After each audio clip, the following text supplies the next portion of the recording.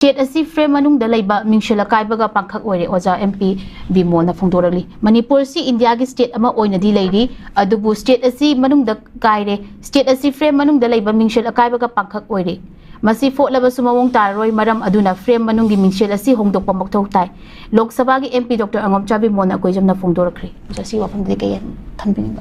Yes, of course adu di hydrosu yare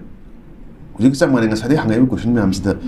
kari hai khau da gi kan to positive rom the yor rom the ying le hai da ina haning is na hoi yam phajaba sequence ko hangbe su ko ada ina haning is na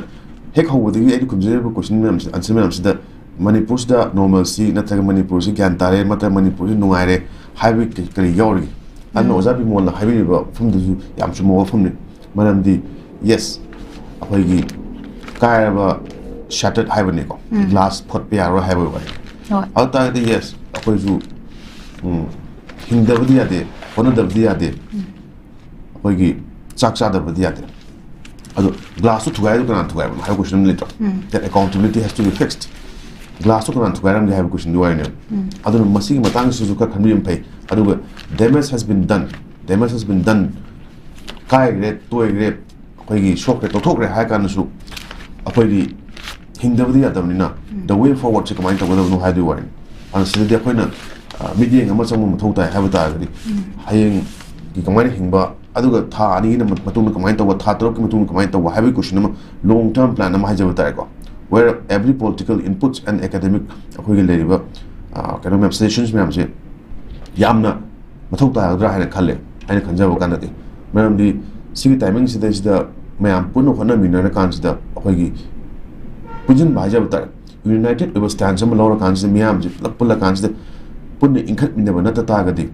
Okay, see Tassin Hakan the rock bottom Hajavatarigo. Sidegi had a put on the traverse, Digi had a Makata and something Adugumba situation, Adugumba condition number later, who's exceeded Tassin Hakan, the Comiam, Plop could buy me Nakans the income in Nakans the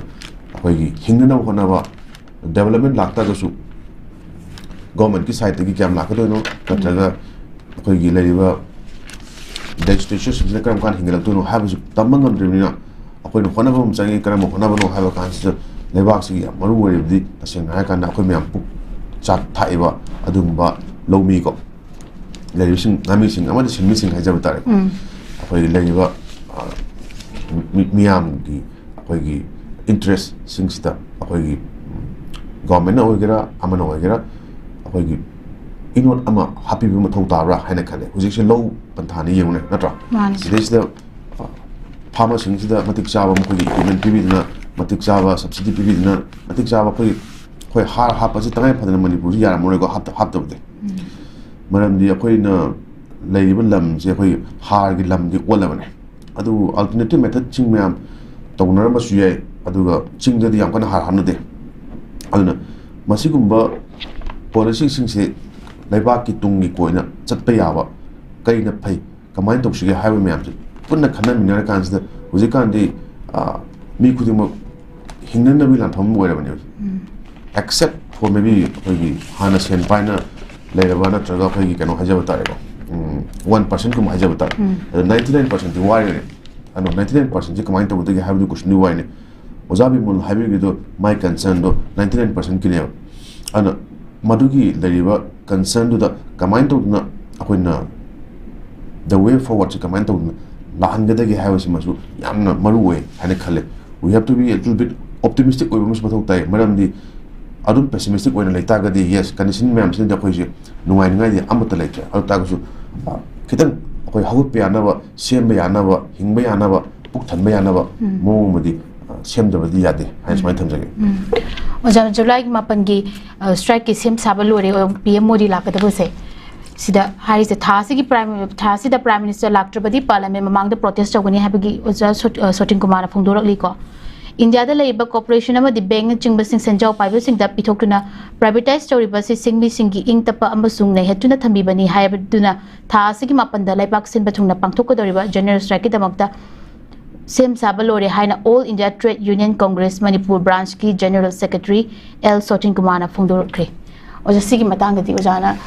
kai habini musida to mun lokhali ba thorang se yani kai khoina support tabum thokpra si kai habini si aina sum khangjaba da di khoi gi modi gi visit se manipur se khoi gi chap sana tang ta ba ko hek mai itinerary di yaw ba di yaw di mal ji boy woni de adu yaw re ha ga di update or ma jay ko adu aina khangjaba da di lak pe abagi situation ma lei haibagi keno ofum mon tai adu hoigi manipur da chahi ani chupna lan songra ba irang tho matung mi sani kuntra plus si rabani mi lising khumpu displaced story ne ko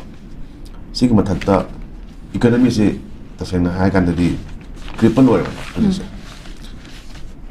aduna khoji nuai ba film da le le rise di miya na dum khana poni na ado sigi timely one intervention to huya ba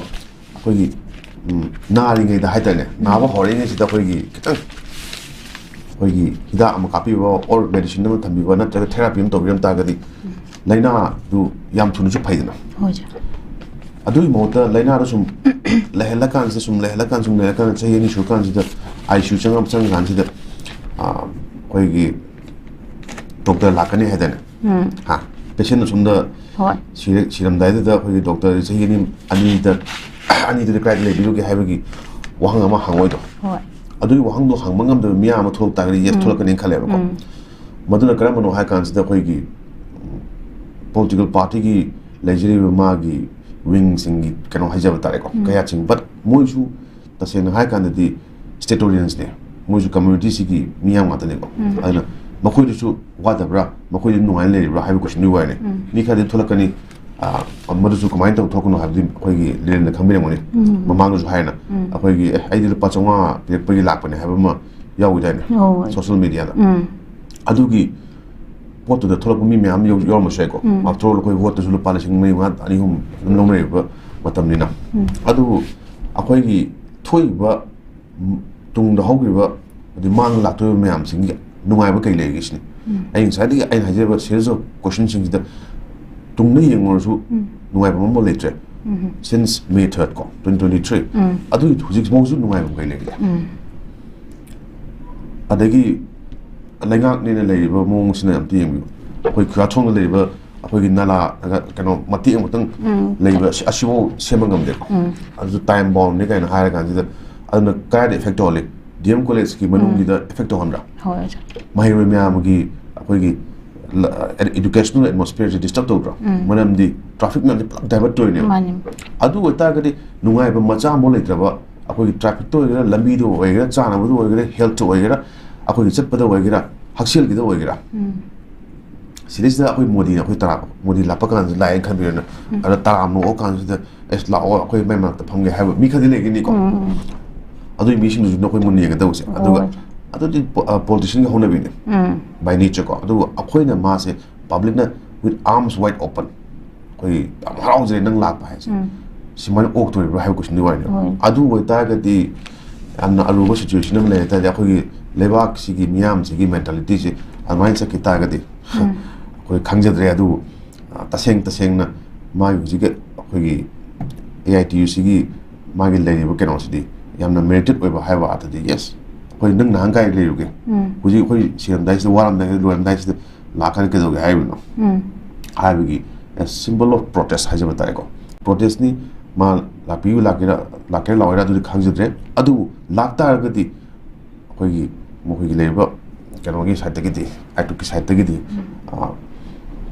openly welcome to talk the have statement nama talk bodo yam chumra ni khalen khan jaw mai tham jang jasi chomna na kitang na thaire ko ko gi IDP ama nauna laikhidre chayola si manung da layeng bangam da badagi laikhidaba IDP se mari shure manipur da thokli bachai ani hanjelak irang asina maram oiduna mayum mai kai thadok tuna tampaki mafam kaya da hangliba relief camp da changjafam lauduna leiriba IDP ama masagi anaba matam chana layeng bangam da badai ngasi ama su laikhidre ngasi laikhidaba adu tharga chayola sigi manungda masagi anaba layeng bangam da bagi laikhidaba IDP mari shure oja moi sigi sina karom da sigi miyeng je thamgane moi je subam nopam chu khangtaba moi je kitang go samna ha depression gumba su leire layeng bangam da bagi su subam nopam khangtaba खबर मग high खुल पाओ हो जाए सो मागी दा कोई कनो इबने कोई IDP की नुंटी की अमा लेबने अदना मसदे इबा कोई IDP यावने अदना मागी रेगुलर फीचर ओइ तोने और सिदे कन ममांग नो दिखा यावरे को अद कनो ने नुंटी जागी इबा याम इबने इबा कान सिदे IDP की क्वालिटी रिपोर्ट जो से मुझे हुए ना पाउने खले इनका जब अद मागी सिदे ngasi bawda positive story khabu toli ko adu ayam na awawa akhoi sum yengjaba kan haibade akhoi su scrutiny to ni yengeni ko maramdi ai samang na IDP khudimak kichang sala kan sida kai awawa lege ha tagdi everyday EBI have question do wai ne aduna amti yemi ne akhoi gi viewers oigara na taga akhoi little oigara ai oigara akhoi at least yum haibam dilei na ai gi yum mum lejari ai gi nuaira ai gi tumum Yumama hadin mama hajaba tareko ni nongmo chaksaaba yaba jaga am le ai privacy phangi aduga masigi hingnana bagi ai leriba ai kai hajaba tare kai le kai khangna jaba ko adigi ai lejeriba friend circle aina thajaramba ai leramba koi pukri hajaba tare ko simi amje pulak ma ngin khalajini overnight adu nongala kan ke go